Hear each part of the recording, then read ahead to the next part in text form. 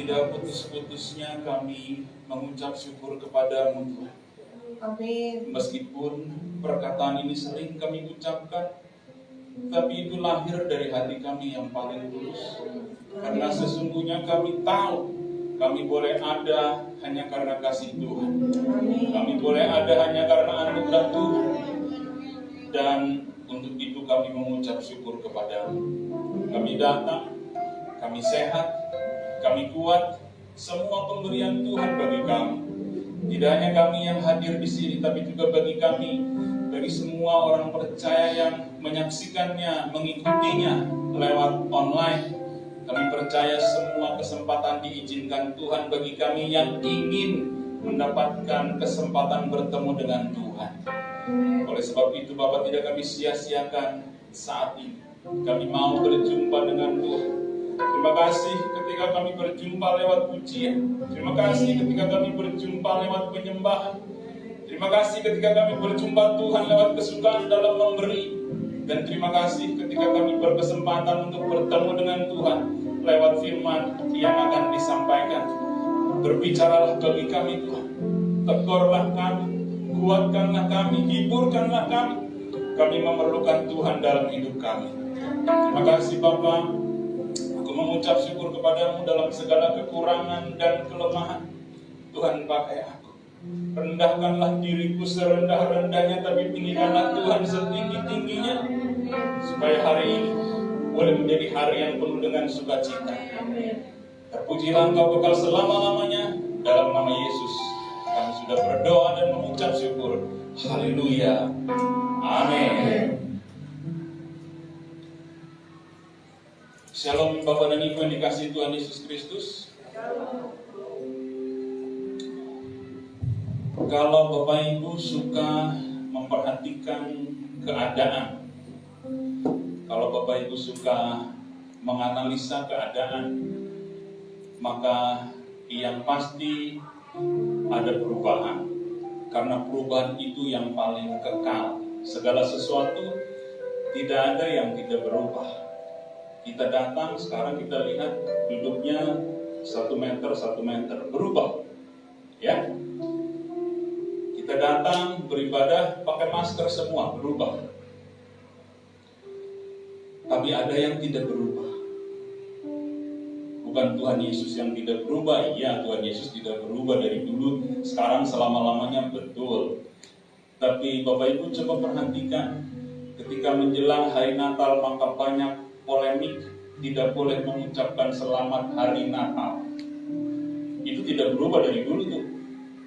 Sibuk. Betul? Pasti semua juga pernah dengar berita itu. Tidak boleh mengucapkan selamat hari Natal. Dan itu tidak habis-habisnya jadi pembicaraan menjelang perayaan hari Natal bagi umat Kristiani. Saya ingin katakan bagi Bapak Ibu dan Saudara dikasihi Tuhan Yesus Kristus, Allah kita Allah yang luar biasa. Dia menuntun kita, Dia menasehati kita, Dia mengajar kita. Kalau kita mau berhubungan sosial dengan orang lain, firman Tuhan katakan, selagi ada kesempatan berbuat baiklah kepada semua orang. Amin. Firman Tuhan mengajarkan saudara dan saya sebagai orang percaya hari ini. Firman Tuhan katakan, selagi Tuhan masih memberi kesempatan kepadamu dan kepadaku, berbuat baiklah kepada semua orang. Amin. Luar biasa ya. Itu satu hal yang tidak berubah dari dulu. Tapi ada juga hal lain yang tidak berubah di dalam gereja. Apa itu? Bapak Ibu yang dikasihi Tuhan, saya bersyukur beberapa minggu belakangan saya menggantikan istri saya untuk jadi bendahara, ya, menghitung persembahan. Saya selama melayani ya nggak jauh-jauh dari uang, pasti aja jadi bendahara sampai sekarang, puji Tuhan. Lalu kalau saya belakangan saya ada beberapa minggu mulai menghitung persembahan, ada yang tidak berubah di semua orang percaya. Saya yakin Saya percaya betul ini bisa dibilang hampir di semua gereja yang ukurannya mungkin tidak seberapa besar. Jadi kalau saya mau robek amplop, Bapak dan Ibu saya kan mesti keker dulu ya amplopnya ya. Bapak Ibu kalau jadi saya pasti tahu ketika Bapak Ibu terawang begitu amplopnya, lalu amplopnya gelap semua, itu pasti uang besar. Betul ya? Saya nggak tahu kenapa ya. Orang-orang itu menghargai uang besar sehingga dia tidak mau tekuk supaya bagus gitu. Itulah uang yang berharga. Berapa? 100.000. Ya, jadi kalau sudah 100.000, saya sulit untuk merobeknya karena harus pelan-pelan. Dia penuh di amplop itu. Tapi sekarang saya mau tanya Bapak Ibu, kalau amplopnya saya terawang gitu, kecil, cuman segini gitu. Lalu Tuhan kasih saya hikmat.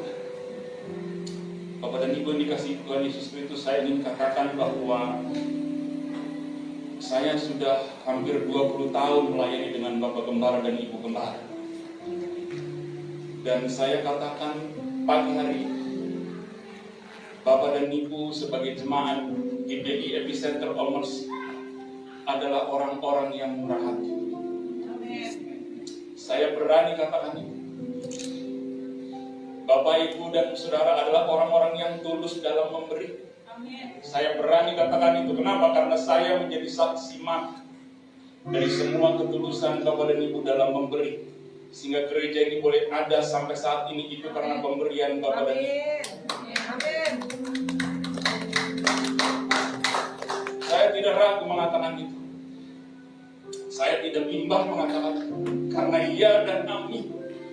Bertahun-tahun Bapak Gembala dan Ibu Gembala berdoa supaya setiap jemaat GBI Epicenter Olmers diberkati Tuhan.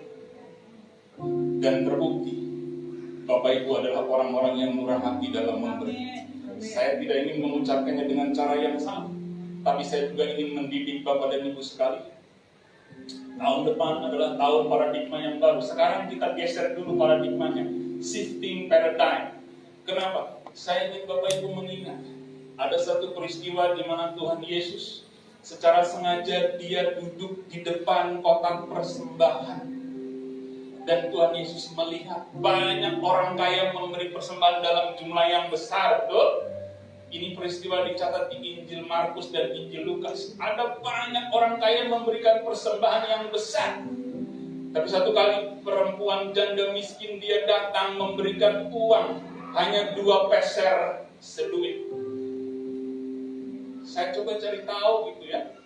2 peser seduit itu sekarang berapa sih? 1 peser itu 1.625 Bapak Ibu. Jadi kalau 2 peser kali 2 kurang lebih 3.000 sekian. Dan itu dalam bentuk koin.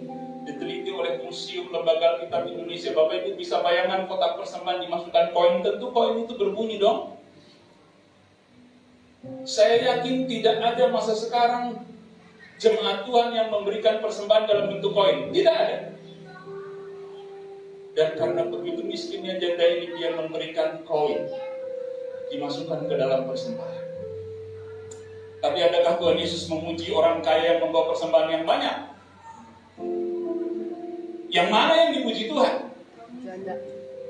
Yang membawa 2 peser seduit.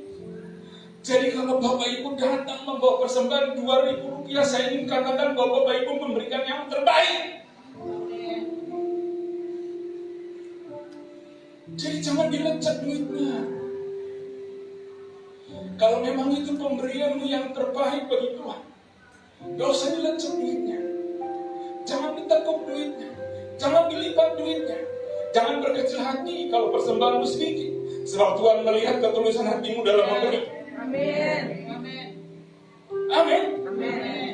Hari ini saya bicara buat orang-orang yang merasa kecil hati ketika memberikan persembahan dalam jumlah yang kecil menurut dia, tapi tidak menurut Tuhan. Tapi sekaligus peristiwa ini mengingatkan kepada orang-orang yang memberi dalam jumlah banyak, jangan sombong dirimu, sebab Tuhan tidak melihat apa yang kau berikan dalam jumlah yang besar, tidak begitu. Amin. Jadi pagi hari ini Bapak dan Ibu yang dikasih Tuhan Yesus Kristus, mari kita datang kepada Tuhan dengan cara yang benar. Jangan pedulikan apa yang dilihat oleh manusia. Tuhan datang, sengaja Tuhan datang melihat kotak persembahan, sengaja. Bukan Tuhan memperhatikan dengan sekilas ya. Tidak, Alkitab mengatakan bahwa Tuhan duduk di hadapan kotak persembahan. Dan janda miskin itu tidak berkecil hati. Karena dia tahu, dia datang memberikan segala kepunyaannya yang terbaik. Kenapa ini saya sampaikan? Supaya Bapak Ibu semakin tulus dalam memberi. Supaya Bapak Ibu punya kesukaan dalam memberi. Karena sesungguhnya Tuhan tidak melihat besar kecilnya persembahan, tetapi Tuhan melihat hatimu ketika kau memberikan persembahan itu.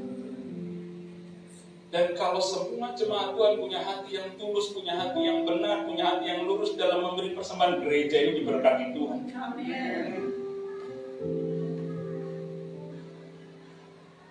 Dan selama 20 tahun lebih, saya bersama dengan Bapak Gembala dan Ibu Gembala, saya melihat pekerjaan Tuhan. Kenapa? Karena ada orang-orang yang tulus dalam memberi. Amin. Amin. Baik. Hari ini kita akan belajar satu peristiwa yang dicatat oleh Alkitab. Kemarin kita sudah merayakan Natal. Saya setelah pulang dari sini, saya ke Bekasi. Lalu pulang dari Bekasi, saya lihat ada spanduk yang besar. Bertuliskan begini: apapun tantangannya, tetaplah semangat menyambut Natal. Sekali lagi, apapun tantangannya, tetaplah semangat menyambut Natal. Natal sudah selesai, bukan? Sudah kita sambut dengan luar biasa, bukan? Dengan sukacita, bukan? Pertanyaannya setelah itu, ngapain gitu? Setelah hari Natal ini selesai, mau ngapain kita? Nanti sebentar lagi ini pernik-pernik dicopot, ini hiasan dicopot, tidak ada lagi aksesoris Natal, tidak ada lagi pernak-pernik Natal. Ini semua yang dipasang nanti disimpan di sudut gereja. Bapak Ibu di rumah pun semua yang aksesoris disimpan di sudut rumah. Lalu apa? Pernah nggak Bapak Ibu bertanya? Lalu sesudah kita merayakan hari Natal, apa yang akan kita lakukan? Apa yang akan kita buat? Dan itu pertanyaan yang paling penting sebagai orang percaya. Jangan semangatmu hilang setelah tanggal 25 hilang. Kemarin secara berseloroh saya bilang, tanggal 25 penuh sampai belakang. Lalu tanggal 26 hari Minggu, kan itu kebiasaan orang percaya. Bersemangat menyambut Natal. Tapi tidak pernah bertanya setelah hari Natal selesai, aku mau ngapain ya? Kita baca Lukas 2. Ayatnya yang ke-16 sampai ayatnya yang ke-20. Saya baca perlahan bagi Bapak, Ibu, dan Saudara. Silakan simak dengan baik. Lukas 2 ayat 16 sampai dengan 20. Lalu mereka cepat-cepat berangkat dan menjumpai Maria dan Yusuf dan bayi itu yang sedang berbaring di dalam palungan. Kalau Bapak Ibu lihat ada kata mereka berarti gembala ya. 17. Dan ketika mereka melihatnya, mereka memberitahukan apa yang telah dikatakan kepada mereka tentang anak itu. Dan semua orang yang mendengarnya heran tentang apa yang dikatakan gembala-gembala itu kepada mereka. 19. Tetapi Maria menyimpan segala perkara itu di dalam hatinya dan merenungkannya. Yang terakhir, maka kembalilah gembala-gembala itu sambil memuji dan memuliakan Allah, karena segala sesuatu yang mereka dengar dan mereka lihat, semuanya sesuai dengan apa yang telah dikatakan kepada mereka. Bapak dan Ibu yang dikasihi Tuhan Yesus Kristus, ada dua reaksi. Di dalam peristiwa yang kita baca ada dua reaksi. Bagaimana orang menanggapi setelah Natal. Reaksi yang pertama, kita baca ayatnya yang ke-20 yang terakhir. Firman Tuhan berkata demikian, maka kembalilah gembala-gembala itu sambil memuji dan memuliakan Allah. Setelah gembala-gembala itu datang melihat ada anak yang sudah lahir dalam palungan, Maka gembala-gembala itu memuji dan memuliakan Allah. Apa yang kita lakukan kemarin? Kita memuji dan memuliakan Allah. Apa yang kita lakukan hari ini setelah tanggal 25 di mana Tuhan hadir, Tuhan lahir. Setelah bayi itu lahir, kita memuji dan memuliakan Allah.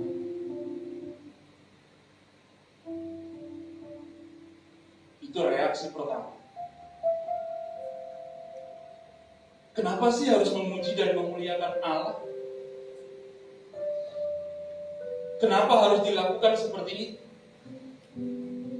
Saya ingin katakan bagi Bapak Ibu Saudara dikasih Tuhan Yesus Kristus, ketika engkau mau menghargai sebuah karya keselamatan yang Tuhan anugerahkan, tidak cukup hanya menyimpannya bagi dirimu sendiri, tapi engkau harus memberitakannya bagi orang lain. Tidak cukup disimpan hanya diri sendiri, sukacita itu harus diberitakan kepada orang lain.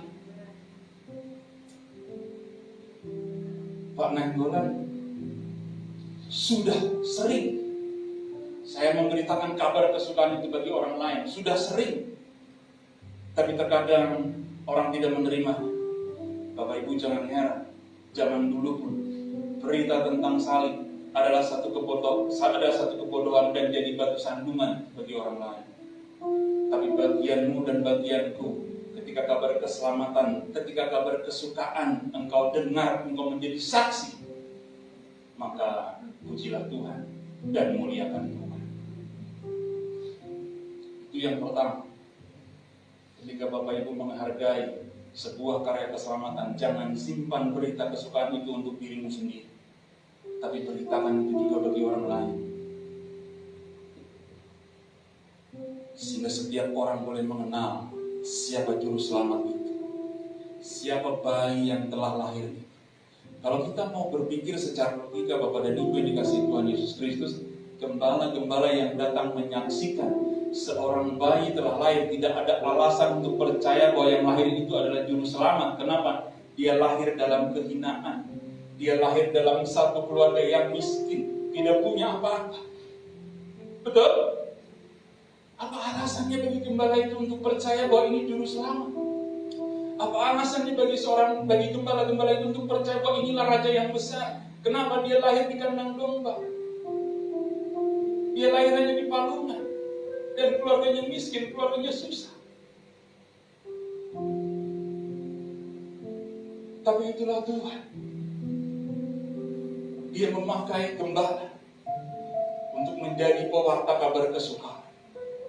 Seorang gembala, dia tidak menerima dengan cara berpikir yang sulit. Apa yang disampaikan oleh malaikat dia terima dengan tulus. Bahwa di sana lahir seorang juru selamat, dia datang. Dan ketika gembala itu datang demi mendengar berita itu, dia cepat-cepat pergi. Hari ini Bapak dan Ibu belajar. Kalau menerima kabar sukacita, kalau menerima kabar kesukaan, jangan banyak berpikir Bapak Ibu. Lakukan itu. Dan gembala itu pada akhirnya bersyukur. Kenapa? Karena yang dia dengar dari malaikat sama dengan apa yang dia lihat.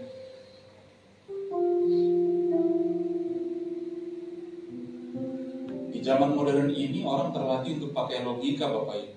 Orang terlatih untuk pakai pikiran. Kalau tidak sesuai dengan pikiran dia tidak mau. Tapi firman Tuhan pagi hari ini mengajar kita semua. Kita harus pakai pikiran, tapi juga pakai iman. Tidak boleh hanya pakai pikiran, tapi juga pakai iman, tapi juga pakai hati. Dalam kehinaan dia lahir, dalam kesederhanaan dia lahir. Tapi itulah kabar kesukaan, dialah juru selamat. Setelah itu gembala pergi, pulang, kembali kepada pekerjaannya, memuji dan memuliakan Allah. Bapak Ibu setelah kembali dari sini, memuji dan memuliakan Allah. Yang kedua, apa reaksi yang kedua ketika peristiwa Natal itu sudah selesai? Maria tidak memuji dan memuliakan Allah secara gegap gembira, tapi dia membawa peristiwa itu, merenungkannya dalam hati. Amin. Ayat 19 mengajarkan Bapak Ibu dan saya, bahwa Maria tidak bersorak-sorai, tapi Maria merenungkannya dalam hati. Peristiwa yang diizinkan Tuhan terjadi dalam hidupnya, dia merenungkannya dalam hati. Bagaimana Tuhan akan membela perkara seorang perawan lahir tanpa suami? Bagaimana Tuhan akan membela martabat? Bagaimana Tuhan akan membela kehinaan yang dia terima? Dan dia tidak bersuka cita karena itu, seperti gembala-gembala yang lain memuji dan memuliakan Allah, dia merenungkannya dalam hati. Saya ingin katakan bagi Bapak Ibu sekalian, kalau tadi kita menghargai kabar kesukaan tidak dengan menyimpannya bagi diri sendiri, tapi memberitakannya bagi orang lain. Sekarang ketika Maria merenungkan cara memelihara firman Tuhan yang disampaikan oleh malaikat-malaikat itu adalah dengan cara merenungkan. Kalau Bapak Ibu hanya terbatas kepada sukacita tanpa mau merenungkannya, maka sukacita itu akan hilang. Sukacita itu akan berhenti. Seiring dengan dicabutnya aksesoris Natal, semua pernak-pernik Natal, maka sukacita pun akan lenyap. Kenapa? Karena Bapak Ibu tidak mau merenungkan peristiwa Natal dengan sungguh-sungguh.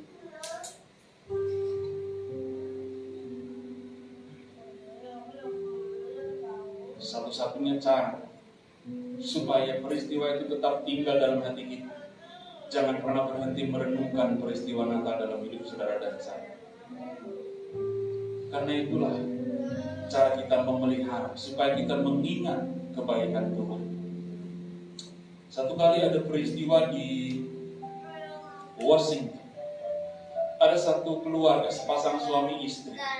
Nama istrinya Erin Wood, nama suaminya Brian Wood. Karena begitu sukacitanya, istrinya sedang mengandung. Lalu suaminya mengajak istrinya jalan-jalan. Mereka orang Kanada. Ketika mereka pergi jalan-jalan dengan kendaraan melalui Washington, tiba-tiba suaminya melihat ada kendaraan lain dari depan mereka yang oleng kendaraan itu dan siap untuk menghajar kendaraan yang mereka kendarai. Lalu suaminya berpikir, seandainya aku biarkan peristiwa ini, maka aku dan istriku akan mati. Lalu dengan keputusan sesaat, suaminya membanting setir. Suaminya tahu, kalau ini tidak saya lakukan, kami berdua akan mati dan bayi yang sedang dalam kandungan istriku pun akan meninggal. Dia banting setir dan akhirnya mobil yang dari depan itu menabrak persis bagian Brian. Suaminya meninggal, tapi istri dan bayinya selamat. Lalu istrinya menceritakan peristiwa yang dia alami. Dia berkata demikian, hatiku hancur ketika melihat pengorbanan dari suamiku. Mari kita garis bawah. Istrinya berkata demikian, hatiku hancur ketika melihat pengorbanan suamiku. Dan menjadi menarik bagi kita sebagai orang percaya. Bapak Ibu sudah berapa kali ikut kebaktian ibadah Natal? Mungkin sudah 10 kali, 20 kali, 30 kali, 40 kali, 50 kali. Adakah Bapak dan Ibu yang dikasih Tuhan, termasuk saya tentunya, mempunyai hati yang hancur terhadap pengorbanan Tuhan sendiri? Atau hanya biasa-biasa saja? Kalau Bapak Ibu sudah terbiasa, maka menjadi pertanyaan yang serius. Bapak dan Ibu tidak akan pernah bisa menghayati makna Natal yang sesungguhnya. Tidak akan pernah bisa. Seumur hidup dari Erin, dia akan terus mengingat pengorbanan suaminya. Betapa suaminya telah berkorban sehingga dia hidup dengan anaknya sampai saat ini. Dan pengorbanan Tuhan membuat Bapak Ibu dan saya hidup sampai saat ini. Yang membedakan, kalau Erin Wood begitu hancur mengingat pengorbanan suami, apakah kita punya perasaan yang sama? Hati kita hancur melihat pengorbanan Bapa di surga yang begitu mengasihi kita semua, sehingga ia rela lahir untuk mati. Keputusan Brian Wood adalah keputusan sesaat, karena dia tahu bahwa ini akan mengandung bahaya.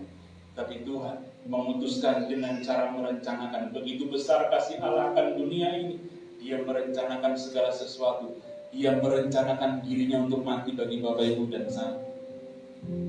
Dan itu bukan keputusan yang mudah, tapi karena kasih,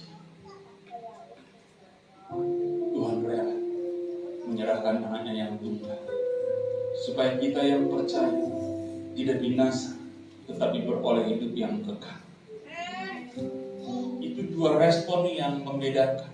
Lukas mencatatnya dengan begitu indah. Di satu sisi, kabar kesukaan itu disambut dengan puji-pujian dan memuliakan Allah. Dan Bapak Ibu ambil bagian dalam memuji dan memuliakan Allah.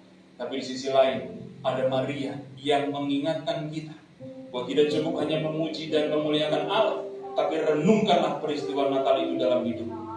Supaya apa? Supaya kau terus mampu mengingat.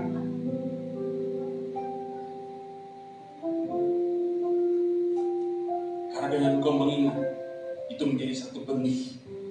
Benih itulah yang akan menolong kita semua untuk bisa menghayati apa yang harus kita lakukan setelah peristiwa Natal itu berakhir. Dan kalau kita mampu menghayati, peristiwa Natal itu tidak akan pernah berakhir dalam hidup kita sebagai orang percaya. Apa yang kita alami tidak akan pernah mampu mengalahkan kasih kita kepada Tuhan. Tidak pernah. Amin. Bapak Ibu silakan menghayati, tapi jangan tinggalkan juga merayakan. Makanya saya bukan tidak suka. Saya lebih suka dengan saya lebih suka dengan perkataan memperingati daripada merayakan. Kalau merayakan seolah-olah kita bersuka cita, kita bergembira sudah, tapi kalau memperingati, kita jauh lebih punya kesempatan untuk merenungkan betapa dalamnya pengorbanan Tuhan di atas kayu salib. Amin. Siapapun kita yang hadir pagi hari ini, dan siapapun kita yang menyaksikan dari rumah masing-masing, mari kita pahami bahwa peristiwa Natal tidak hanya memuji dan memuliakan Allah semata, tapi juga ambil bagian dalam merenungkan apa yang terjadi ketika Bapa di surga menyerahkan anaknya yang tunggal, supaya kita punya kesempatan untuk memelihara dan mengingat betapa Tuhan yang penuh dengan kasih tidak pernah meninggalkan Bapak, Ibu, dan saudara semua. Amin.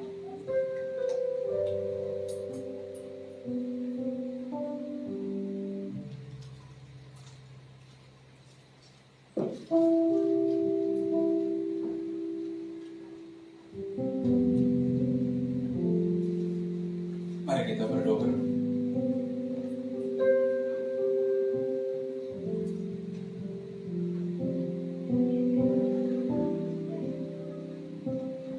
Terima kasih buat firman yang kami dengar pagi hari ini. Tuhan memberi kami kesempatan untuk bersuka cita, merayakan kelahiran. Dan kami bersyukur untuk itu, Tuhan. Sebab ketika kami merayakan itu pun kesempatan yang datang dari Tuhan. Tapi kami tidak mau hanya berhenti sampai merayakan. Kami tidak mau berhenti hanya sampai sukacita. Tapi kami juga mau meneruskan dengan merenungkan betapa Tuhan hadir dalam kesederhanaan, dalam kehinaan, dalam kemiskinan. Engkau hadir bagi kami. Kami merenungkan betapa ada pribadi-pribadi yang berkorban, supaya kami sadar, Tuhan, bahwa tidak hanya sukacita dalam peristiwa di mana Tuhan hadir, tapi juga ada pengorbanan yang dilakukan oleh orang-orang lain. Kiranya Tuhan yang memberkati setiap jerih lelah kami dalam merenungkan, supaya kami mampu mengingat semua kebaikan-kebaikan Tuhan, tidak lalai, tidak lengah, dan punya tanggung jawab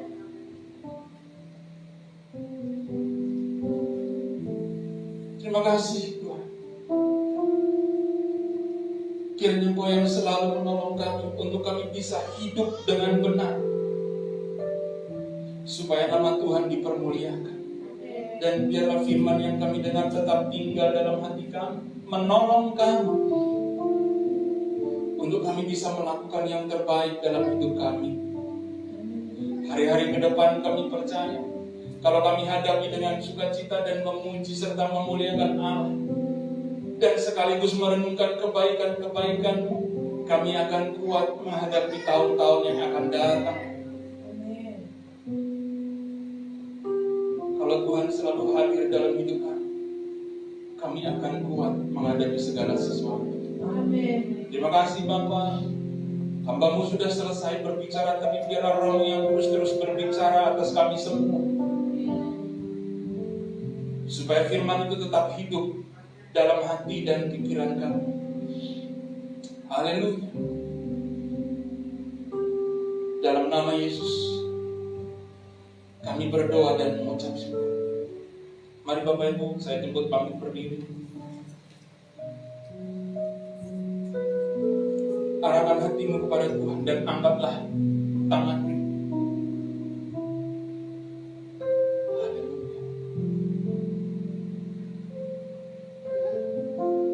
Siapapun yang mendengarkan kebenaran firman Tuhan pagi hari ini, simpanlah itu dalam hati dan pikiran, lakukanlah itu dalam keseharianmu.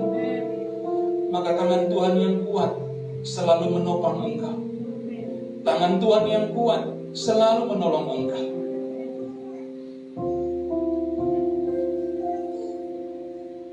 Tuhan memberkati dan melindungi saudara semua.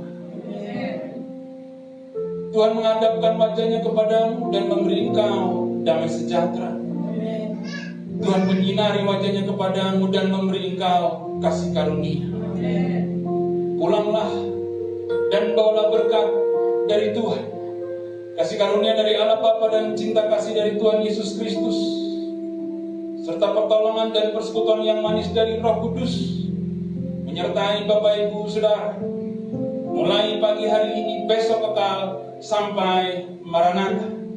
Mari semua yang rindu memuliakan, memuji dan merenungkan setiap kebenaran firman Tuhan, kita katakan amin.